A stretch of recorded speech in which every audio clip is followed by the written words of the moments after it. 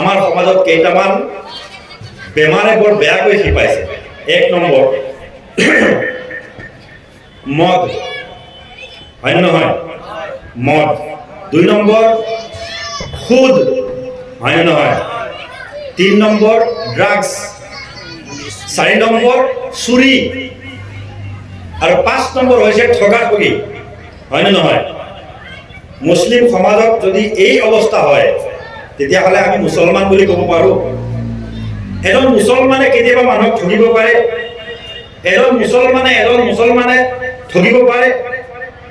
আল্লাহ নবী সাল্লাল্লাহু আলাইহি ওয়াসাল্লামে কৈছে, আমি তেখেতৰ উম্মত, তেখেতে আমাৰ কাৰণে এটা কিমান সুন্দৰ বাণী কৈছে, কিমান সুন্দৰ হাদিস কৈছে, মান গাশা ফালাইসা মিন্না। তোমালোকৰ যিজনে মানুহক ধোকা দিয়ে, যিজনে মানুহক প্ৰতাৰণা কৰে, ধোকা দিয়ে, সেইজন মুছলমান হ'ব নোৱাৰে, মুছলমান হ'ব নোৱাৰে। কিন্তু আজি আমি যদি চাওঁ তেতিয়াহ'লে আমাৰ বেছিভাগ মানুহ ধোকাবাজ, আমি নিজেও ধোকাবাজ, আমাৰ বেছিভাগ মানুহ ধোকাবাজ। আমি এই যিটো আল্লাহৰ নবী সাল্লাল্লাহু আলাইহি ওয়াসাল্লামৰ হাদিসৰ ওপৰত আমি আমল কৰিব লাগিব। আমি মানুহক ধোকা দিবই নোৱাৰোঁ।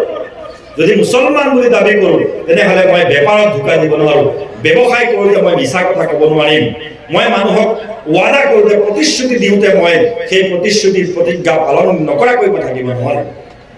মহতৰম ভাই দোস্ত বুজুৰ্গ, আৰু এটা হৈছে মদ।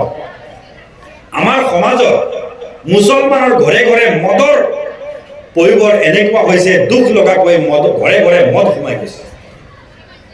মদটো এনেকুৱা নাপাক, এনেকুৱা হাৰাম। কোৱা হৈছে যদি মদ কিবা কাৰণত কাৰোবাৰ হাতত লাগি যায়, কাৰোবাৰ চামৰাত লাগি যায়, তেতিয়াহ'লে সেই চামৰাটো কাটি পেলাই দিব লাগে।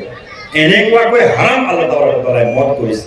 কিন্তু আজি কি হৈছে, মুছলমানৰ ঘৰে ঘৰে মুছলমানৰ ল'ৰা ছোৱালী, মুছলমানৰ ল'ৰা আজি মদাহী হৈ গৈছে। আৰু সেইটোক আমি মাক বাপেক হৈ, আমি ল'ৰা ছোৱালীৰ গাৰ্জেন হৈ পেলাই কিন্তু মদ খোৱাৰ পৰা মানুহক বিৰত ৰাখিব পৰা নাই। মুছলমান সমাজ সংস্কাৰ হ'বলৈ হ'লে সুদৰ পৰা পবিত্ৰ হ'ব লাগিব, মদৰ পৰা পবিত্ৰ হ'ব লাগিব, ধোকাবাজিৰ পৰা পবিত্ৰ হ'ব লাগিব।